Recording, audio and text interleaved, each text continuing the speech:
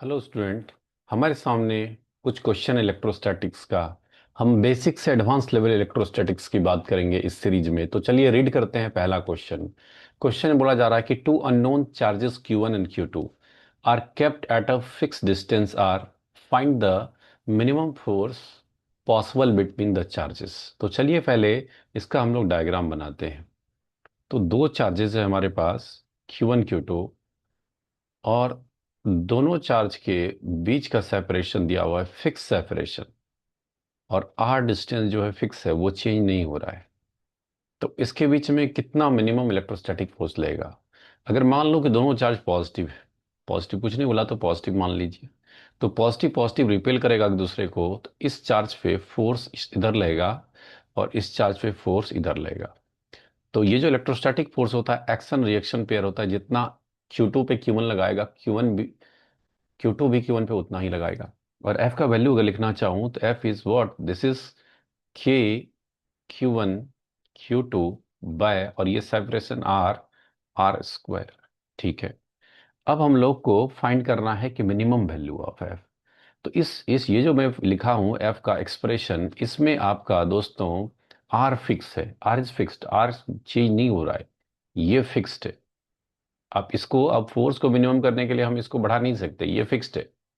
और K तो fix होता है, तो हम लोग Q1 Q2 पे ही सोच सकते हैं हम लोग। और Q इक्वल टू, आप पढ़ते हैं क्या, जो चार्ज होता है, प्रॉपर्टीज ऑफ चार्ज में पढ़ते हैं, चार्ज किसी बॉडी पे जो होता है in the form of Q equal to N होता है। और Q का अगर मिनिमम वैल्यू पुट करूं, Q मिनिमम, और यहाँ N का पॉसिबल वैल्यू हमें पता है कि N का वैल्यू 1 2 3 ऐसे ले सकते हैं हम लोग। यहाँ प्लस माइनस यूज करते हैं, अभी मैंने चार्ज पॉजिटिव लिया तो प्लस एन ई आप यूज करेंगे, मतलब मिनिमम चार्ज ई होगा। तो अगर मैं एफ मिनिमम की बात करूं कि मुझे मिनिमम फोर्स चाहिए दो चार्ज में, तो आप बोलेंगे के क्यू, चार्ज का minimum value Q minimum, Q1 minimum, और Q2 का भी मैं मिनिमम वैल्यू रखूं बाय आर स्क्वायर कर लूं, तो काम बन जाएगा अपना। तो एफ मिनिमम जो आपका आ गया, F minimum is what, this is K times of Q minimum जो है वो ई है, तो E into E by R square. तो यही आपका आंसर हो गया, K E square by R square. यही आपका मिनिमम फोर्स मिलेगा। तो उम्मीद करूंगा कि आपको पहला क्वेश्चन समझ में आया होगा। मूव करते हैं दूसरे क्वेश्चन की तरफ।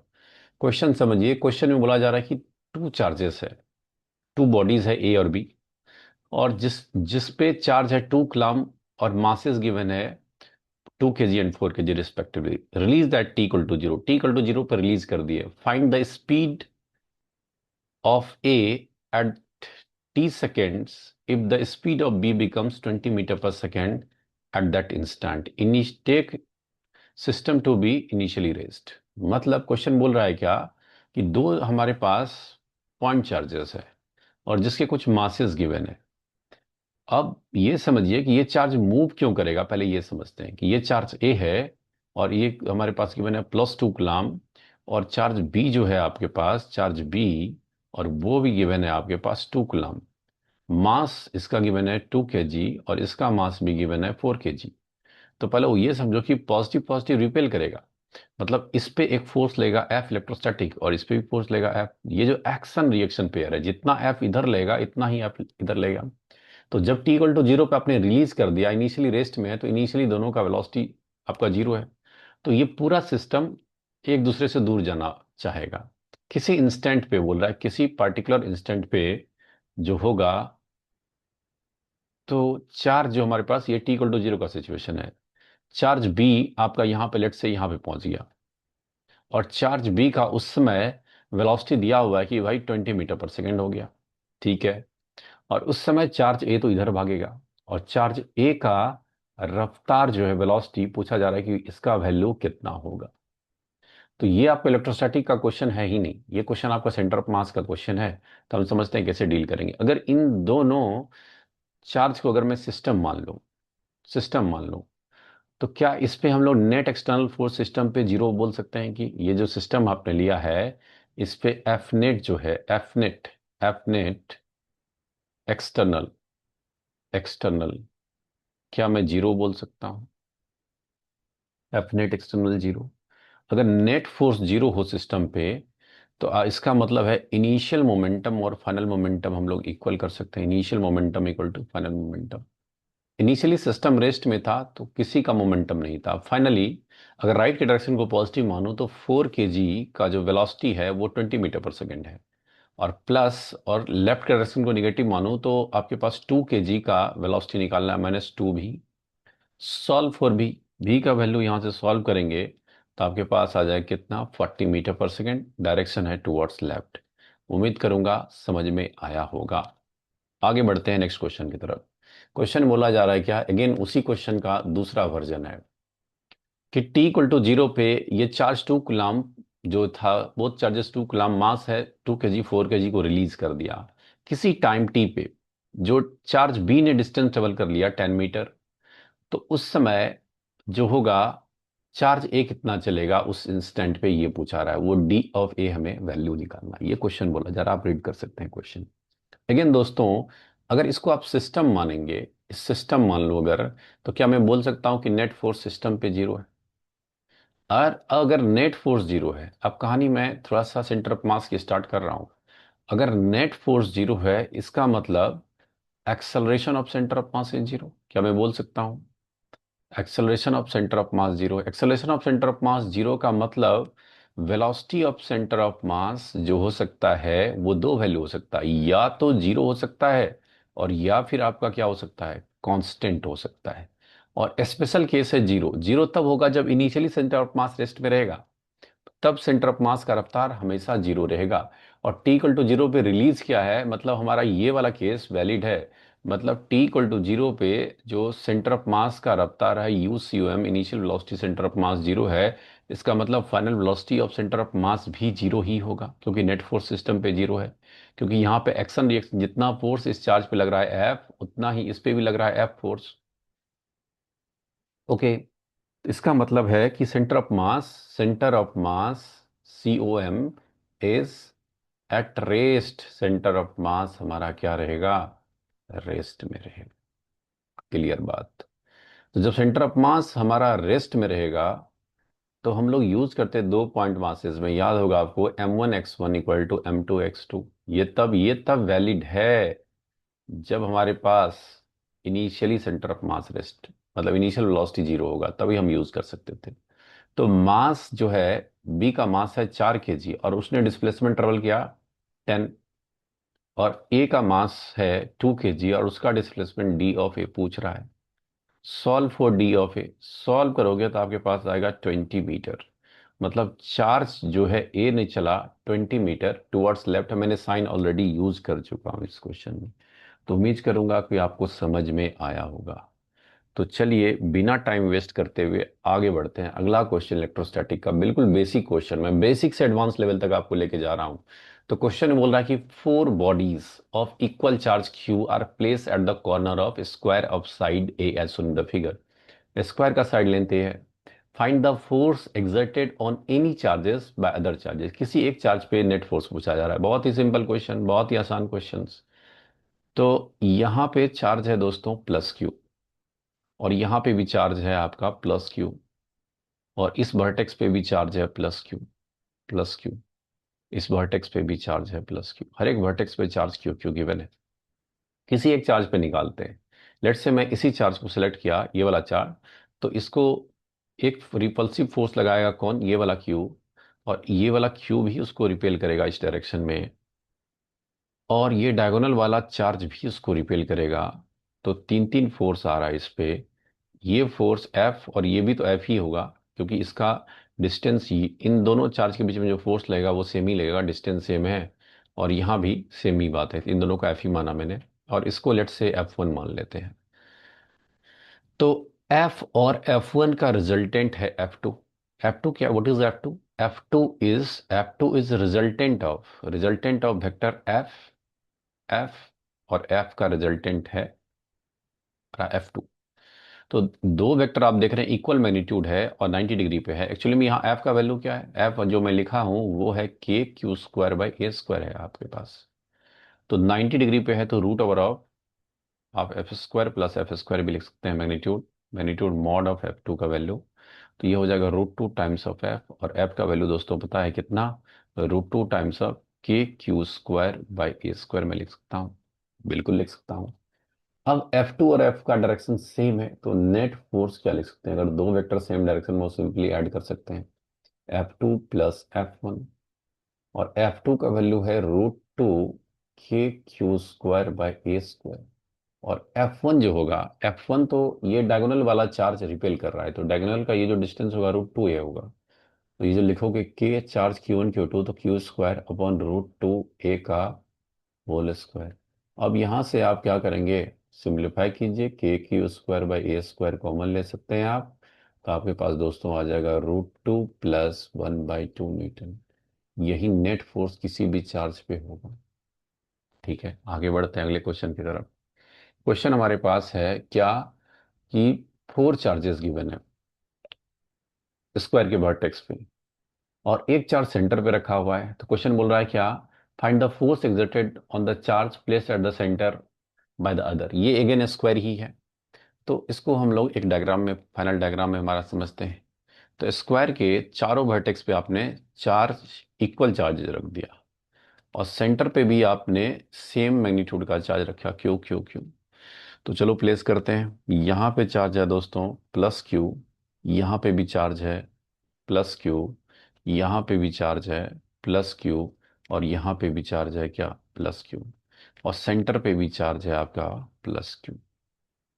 ठीक है, अब ध्यान दीजिए, इस Q और Q में, ये दोनों चार्जेस में जो फोर्स लेगा, रिपल्सिव लेगा, उसका डायरेक्शन इधर होगा। ये F फोर्स लेगा, F फोर्स F। ये वाला चार्ज भी रिपेल करेगा सेम फोर्स से, इधर भी F ही लगेगा। ये चार्ज भी रिपेल करेगा F फोर्स से, इधर भी F ही लगेगा। और ये वाला चार्ज भी रिपेल करेगा F फोर्स से। चारों चार्जेस F फोर्स से ही इसको रिपेल कर रहा है। मतलब ये F और ये F कैंसिल हो सकता है, ये F और ये F कैंसिल हो सकता है, तो नेट फोर्स कितना हो जाएगा? F नेट का आंसर है आपका 0। तो उम्मीद करूंगा ये बेसिक बेसिक लेवल का क्वेश्चन आपको क्लियर हुआ होगा। आगे मूव करते हैं, अगला क्वेश्चन, इंपॉर्टेंट क्वेश्चन। क्वेश्चन में बोला जा रहा है क्या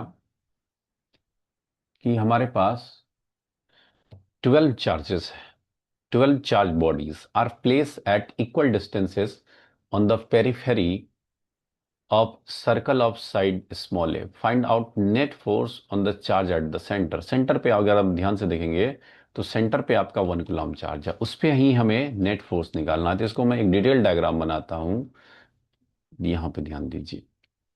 तो क्वेश्चन पहले से मैं लिख चुका हूं ताकि हमारा टाइम सेव हो।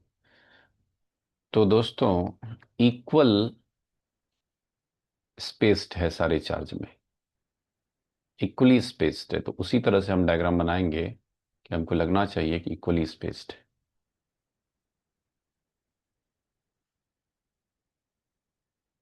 इधर भी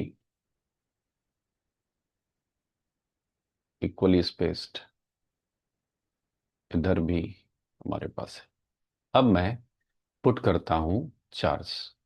तो यहाँ पे चार्ज है आपका कहाँ, यहाँ पे, यहाँ से शुरू हो रहा है, यहाँ पे है 1 कूलम, उसके बाद नेक्स्ट चार्ज है 2 कूलम, नेक्स्ट चार्ज है 3 कूलम, नेक्स्ट चार्ज है 4 कूलम, नेक्स्ट चार्ज है 5 कूलम, नेक्स्ट चार्ज है 6 कूलम, नेक्स्ट चार्ज है 7 कूलम, नेक्स्ट चार्ज है 8 कूलम, नेक्स्ट चार्ज है 9 कूलम, नेक्स्ट चार्ज है 10 कूलम, नेक्स्ट चार्ज है 11 कूलम, और नेक्स्ट चार्ज है क्या, 12 कूलम।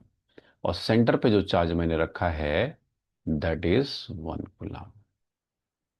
ठीक है, इतना अरेंजमेंट आपको समझ में आया होगा। अब नेट फोर्स निकालते हैं। तो देखिए, पहले समझते हैं, बेसिक से समझते हैं। ये जो 12 कूलम है, इस 1 कूलम को रिपेल करेगा, और रिपल्सन वाला जो फोर्स लगेगा आपका, इस डायरेक्शन में लगेगा, इस डायरेक्शन में लगेगा। थोड़ा सा ध्यान दीजिएगा, इंपॉर्टेंट है।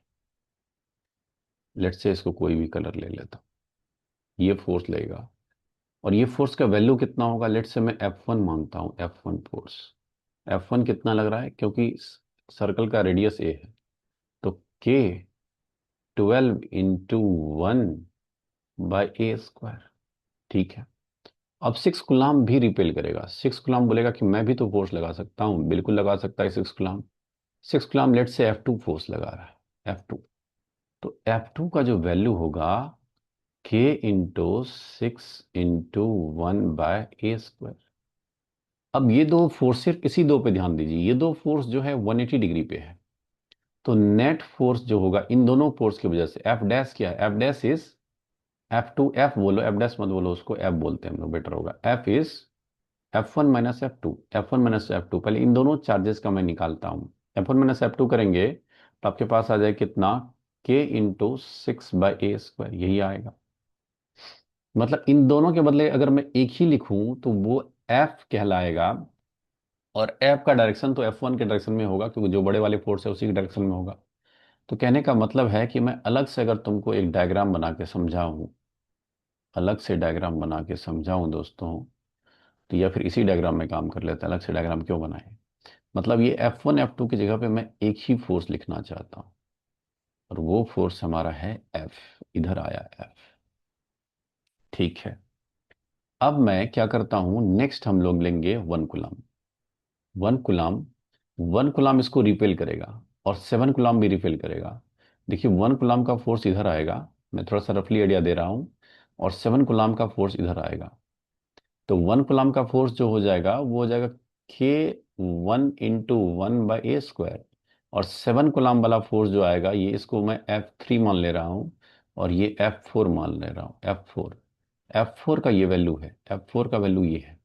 और F3 जो तुम निकालोगे दोस्तों, वो क्या हो जाएगा, कि आपके पास 7 × 1/a²। और नेट फोर्स करोगे तो सिर्फ यही आएगा, 6 ही आएगा। तो क्यों मैं दो फोर्स को क्यों लिखूं, मैं इन दोनों का रिजल्टेंट ही लिखता हूं। F1 F3 का रिजल्टेंट इस डायरेक्शन में आएगा, और उसका भी वैल्यू आपका F ही है। क्या ये बात आपको समझ हुआ? इसका भी वैल्यू दोस्तों F ही है। अगेन 2 और 8 का पेयर लेंगे तो इसका भी रिजल्टेंट इस डायरेक्शन में आएगा, और इसका भी वैल्यू कितना है, F ही है। इसका भी वैल्यू F है। नेक्स्ट फोर्स अगर लेंगे आप, 3 और 9, 3 और 9 का रिजल्टेंट इस डायरेक्शन में आएगा, 3 और 9 कूलम लेंगे। और 3 और 9 के वजह से सेंटर पे चार्ज कौन है, 1 कूलम है, इसको भूलना नहीं है, 1 कूलम पे फोर्स निकाल लें, इसका भी रिजल्टेंट F ही आएगा। नेक्स्ट चार्ज आप लेंगे कौन सा, 10 और 4, उसका रिजल्टेंट भी F ही आएगा, F ही आएगा। और नेक्स्ट चार्ज लेंगे आप 11 और 5 में, तो उसका रिजल्टेंट भी इधर ही होगा, और वो वैल्यू भी आप ही F ही होगा। क्या ये बात सबको समझ में आई? ओके। अब बोल रहा है इक्वली स्पेस्ड है। इक्वली स्पेस्ड का मतलब क्या, हर एक एंगल 30 30 डिग्री। तब तो ये 90 है, 90 को 3 पार्ट में डिवाइड करोगे, क्या हर एक का एंगल 30 ही है, 30 ही है।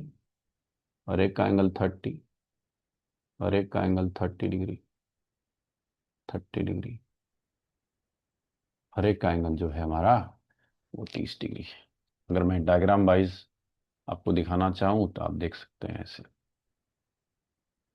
ऐसे देख सकते हैं। अब थोड़ा सा कंपोनेंट कंपोनेंट खेलेंगे हम लोग, कि इधर एक फोर्स है, इधर एक फोर्स है, एफ। एफ, थोड़ा सा कलर में चेंज कर रहा हूं, एफ। एक फोर्स इधर है आपका, वो भी एफ है। इसके बीच में भी एफ है। इधर भी हमारा एफ है, इधर भी हमारा एफ है, और इधर भी मेरा एफ ही है। हर एक में एंगल कितना है आपका, 30 डिग्री। ये भी 30, ये भी 30, ये भी 30, 30, 30, 30। और etch force is F. Etch force का मैग्नीट्यूड एफ गिवन है, और एफ का वैल्यू कितना है, एफ का वैल्यू आपका ये है, 8 × 6/a² है। अगर आप कंपोनेंट यहाँ पर रिजॉल्व करते हैं, अब कंपोनेंट का खेल है बस, तो एक्स एक्सिस वाई एक्सिस मैं ले लेता हूँ, और कंपोनेंट रिजॉल्व करेंगे। इधर मैं एक्स एक्सिस ले रहा हूँ, इधर मैं वाई एक्सिस ले रहा हूँ। इधर एक फोर्स तो एफ पहले से है, इस एफ का कंपोनेंट आएगा, एफ पहले से है, एक एफ का कंपोनेंट आएगा इधर, F cos 30, F cos 30। और एक और इसका कंपोनेंट y में जाएगा, F sin 30, F sin 30, sin 30। F sine 30 को अच्छे से लिखो थोड़ा सा। ये आएगा इधर, पेशेंस के साथ करना पड़ेगा। F sine 30। ठीक है, इस फोर्स का काम हो गया डन। इसकी बात करते हैं। तो इसका एक्स में कंपोनेंट आएगा, इस डायरेक्शन में कंपोनेंट आएगा आपका क्या, एक और आएगा आपका, वो आएगा एफ कॉस 60। इधर आएगा एफ साइन 60। ऊपर का दोनों फोर्स का काम खत्म, इसका भी काम खत्म। अब इसकी बात करते हैं। इसका एक कंपोनेंट आपके पास आएगा एफ कॉस 30, फिर से आ रहा है एफ कॉस 30। और नीचे आ रहा है क्या मेरा, एफ साइन 30। F sine 30। एक और का कंपोनेंट आएगा आपके पास कितना, एफ कॉस 60 एक्स में। और नीचे भी आएगा ये वाला एफ का कंपोनेंट, एफ साइन 60। और पहले से ये एफ तो है ही। कुछ फोर्सेस वाई डायरेक्शन में कैंसल आउट हो रहे हैं, अगर ध्यान से देखोगे तुम तो एफ साइन 60 और एफ साइन 30, ये दोनों तो कैंसिल हो गया। तो अगर मैं नेट फोर्स की बात करूं, थोड़ा सा स्पेस बनाते हैं, बस थोड़ा सा पेशेंस और चाहिए आपसे, और ये खत्म हो गया। तो एक्स डायरेक्शन में जो फोर्स लग रहा है, एक्स डायरेक्शन में एफ एक्स, वो क्या सब लग रहा है सर। वो लग रहा है, पहला फोर्स तो एफ है, F plus F cos 30, F √3/2। और ये 2 टाइम्स लग रहा है, एफ √3/2। और एफ कॉस 60 है 2 टाइम्स, सो f/2 प्लस f/2। क्या मेरी बात समझ में आई, आई कैप के साथ। और एफ वाई जो है आपके पास, वो तो सिर्फ और सिर्फ ये एफ फोर्स लग रहा है, बट डायरेक्शन किधर है, माइनस जे कैप। क्या मैं लिख सकता हूँ। तो बस अब नेट फोर्स आप निकालिए, देखेंगे तो ये आ जाएगा 2 टाइम्स ऑफ एफ, और ये √3। तो एफ एक्स को अगर मैं अच्छे से लिखूं, एफ एक्स आपके पास कितना आ गया, एफ कॉमन ले लीजिए, F common 2 plus √3 i cap. और एफ वाई जो आ गया आपके पास, minus F G cap. So net forces F net कितना आ रहा है, एफ नेट अगर लिखेंगे, F net is F X i cap plus F Y G cap. ये F1 plus F2, F X plus F Y कर लीजिए। या आई कैप जी कैप ना लिख के आप डायरेक्ट भी कर सकते हैं, कैसे, vector F X plus F Y direct में कर दूं। और एफ एक्स एफ वाई का वैल्यू पता है, तो बस अब इसको लिख लेना है आपको। हर एक में तो एफ कॉमन है, एफ अगर मैं कॉमन कर दूं, एफ में बाहर निकाल दूं, एफ का वैल्यू कितना है, 6k/a², a²। और ब्रैकेट में कितना बचेगा, 2 plus √3 i cap minus J cap. यही आपका आंसर है दोस्तों। तो छोटी छोटी क्वेश्चन से बड़े बड़े क्वेश्चन की तरफ मूव करेंगे। मिलते हैं अगले क्लास में, तब तक कनेक्टेड रहिए, अपने दोस्तों को भी शेयर कीजिए। मिलते हैं हम लोग अगले लेक्चर में। बहुत बहुत धन्यवाद अपना टाइम देने के लिए।